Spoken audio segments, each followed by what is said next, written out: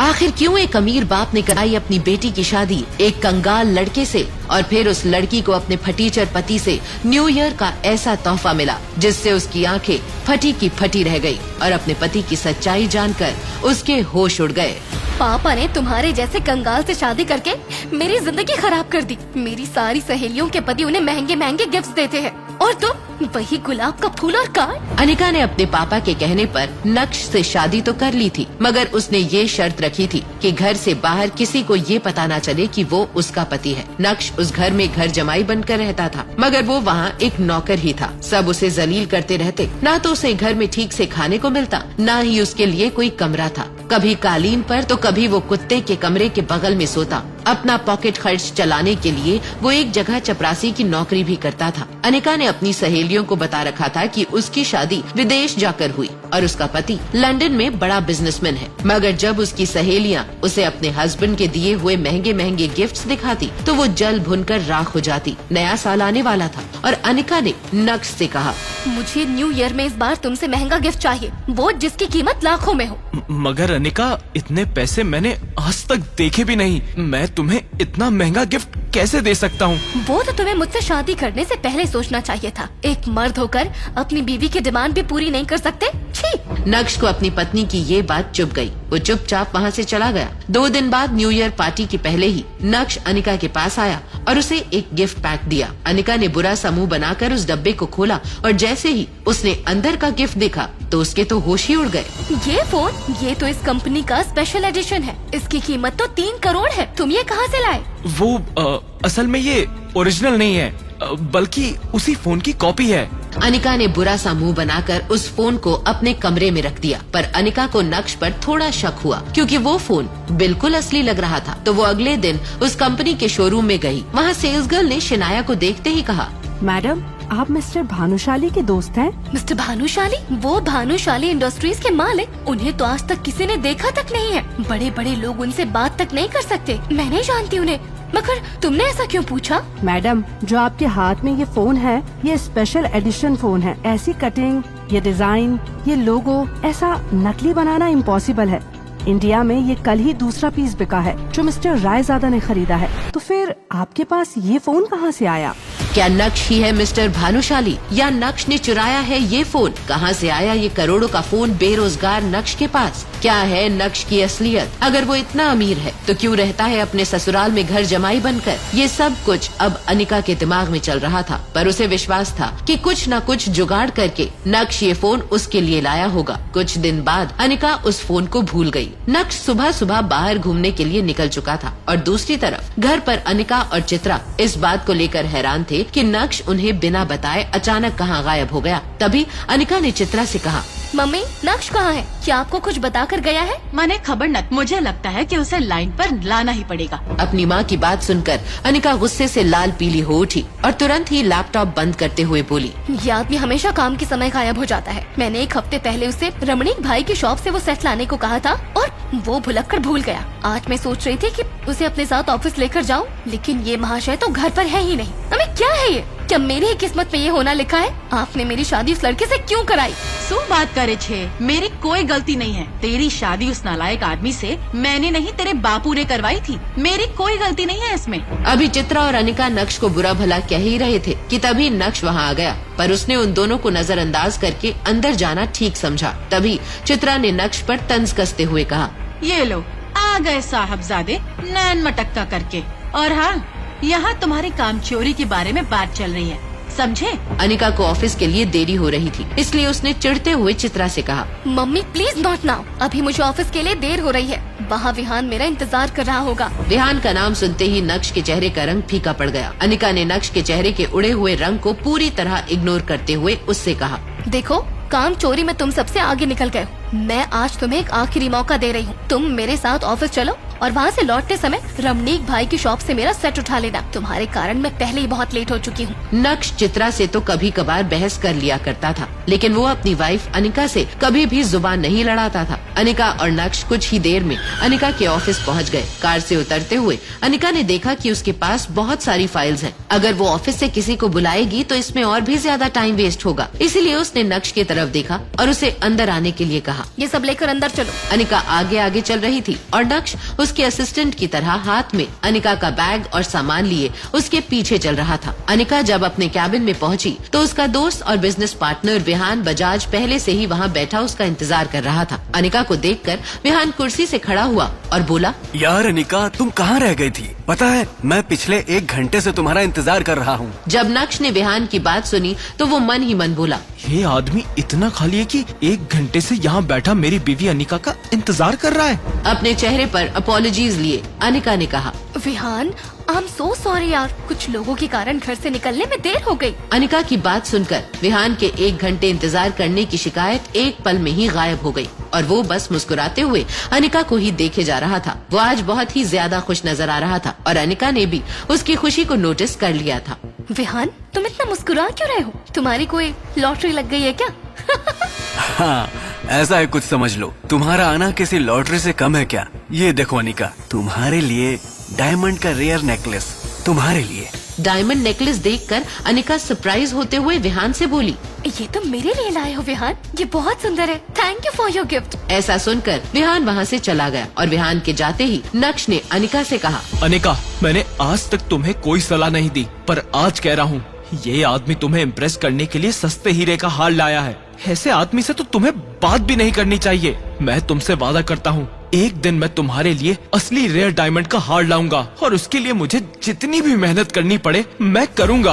अपने दिल की बात अनिका के सामने रखने के बाद नक्श ने अनिका के जवाब का इंतजार भी नहीं किया और उसके कैबिन से बाहर निकल गया। 2.5 साल की शादी में पहली बार अनिका को ऐसा लगा कि नक्श उसके लिए लड़ रहा है। नक्श का ये रूप देखकर अनिका चौंक गई थी। आज पहली बार अनिका के मन में ये सवाल उठा, क्या नक्श को खुद से दूर रखकर मैंने कोई गलती तो नहीं की? लेकिन जब अनिका की नजर विहान पर पड़ी तो उसने खुद को टोकते हुए मन ही मन कहा, ये क्या सोच रही हूँ मैं? विहान मेरा बिजनेस पार्टनर है, मेन इन्वेस्टर है। नक्श की इस हरकत की वजह से अगर विहान मेरी कंपनी से बैंक आउट कर गया तो क्या होगा?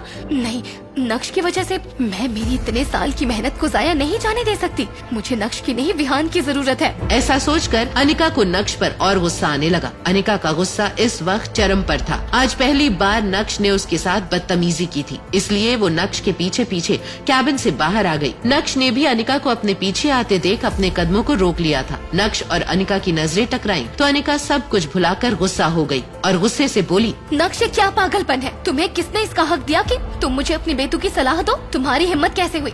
गलती कर दी तुम्हें यहाँ लाकर। चुपचाप अब यहाँ से निकल जाओ।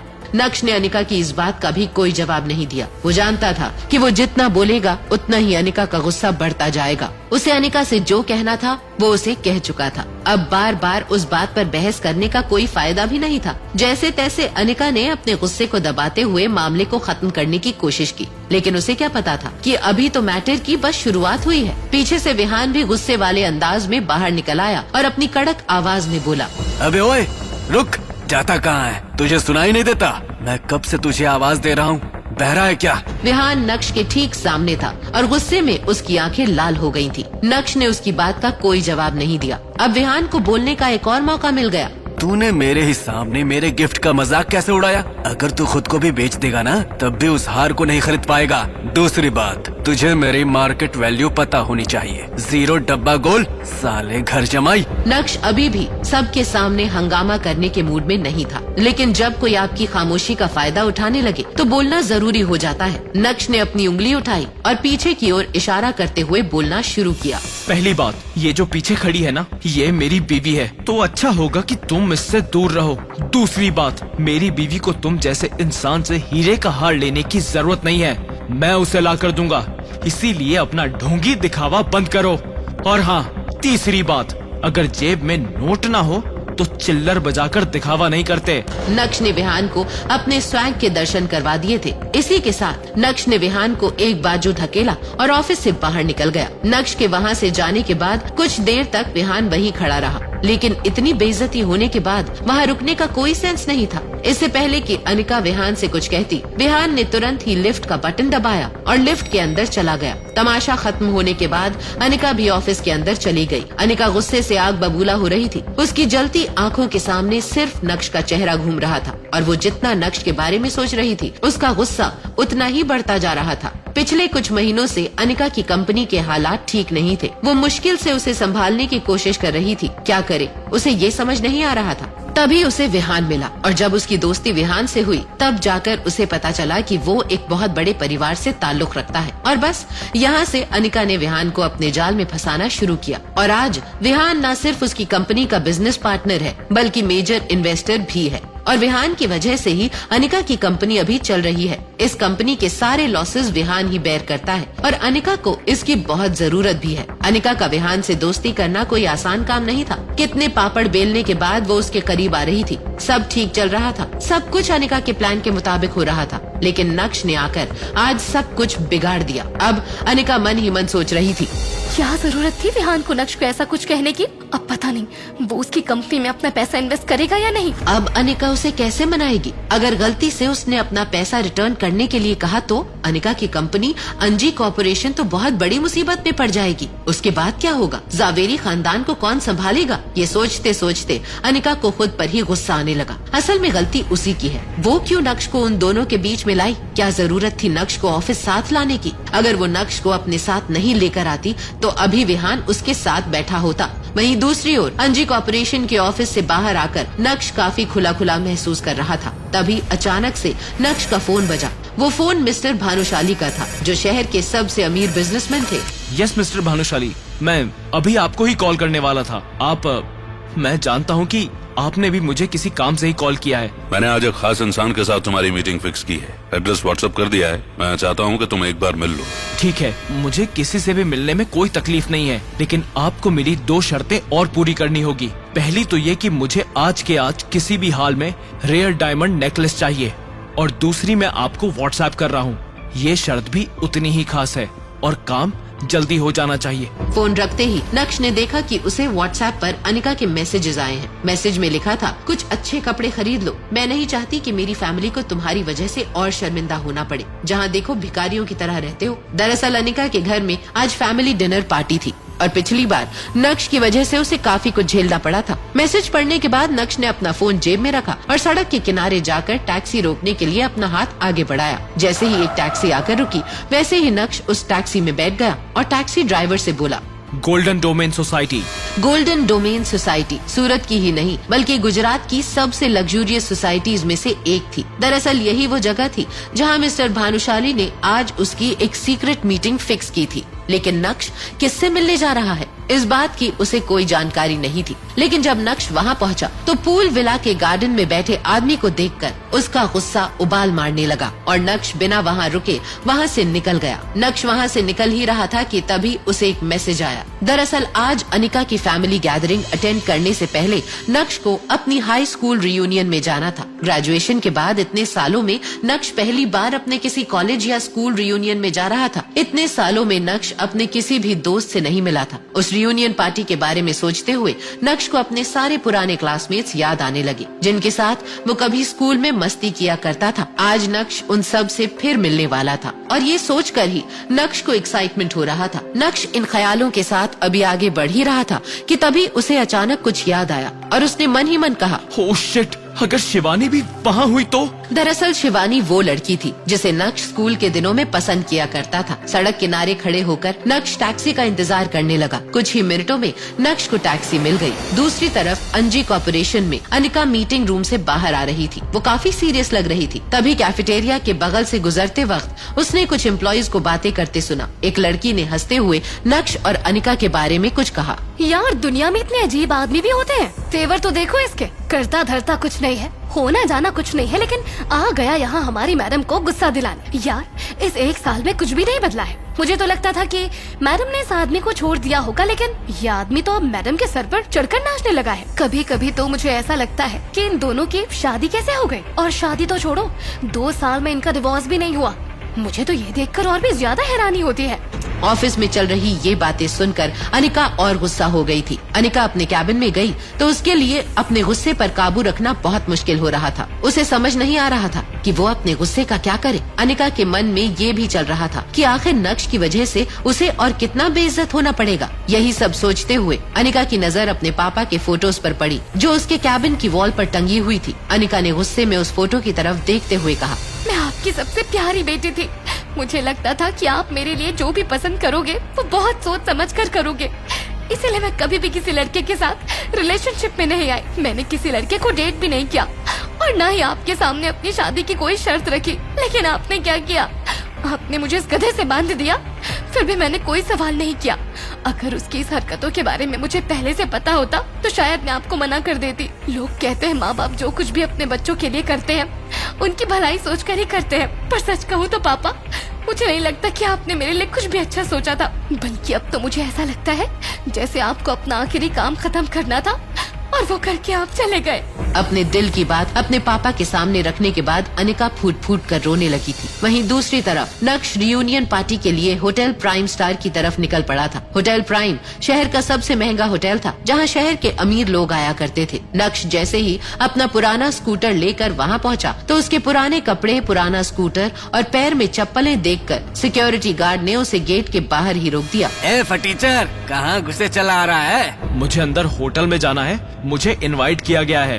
अबे साले, झूठ बोलने से पहले ये तो देख लेता कि तेरी हालत कैसी हो रही है। ये होटल प्राइम है, यहाँ शहर के लोग अपनी बड़ी बड़ी कारों से आते हैं और तू भिखारी ये टूटा आवाज करता स्कूटर लेकर घुसेगा और मैं तुझे जाने दूंगा।